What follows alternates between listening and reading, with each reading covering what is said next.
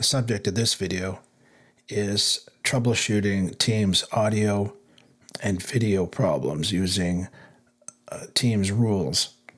Teams comes with 2 rules you can use to capture audio and video quality problems.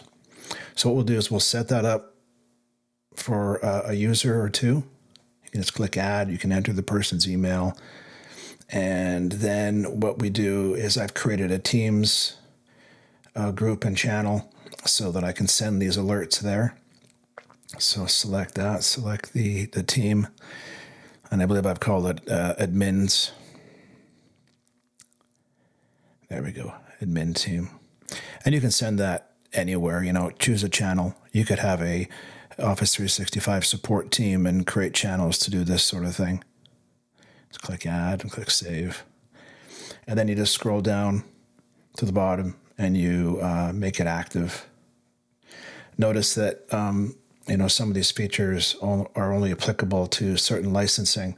So you may find that you have the licenses that supports this, or you may not.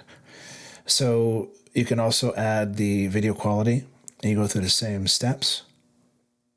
I would use this when I have people that are running large meetings complaining of performance. And I wouldn't have this running all the time. I would use the dashboard, which is the subject of another video. The call dashboard enables you to look at quality of service. You can also look at the user's call and meeting performance.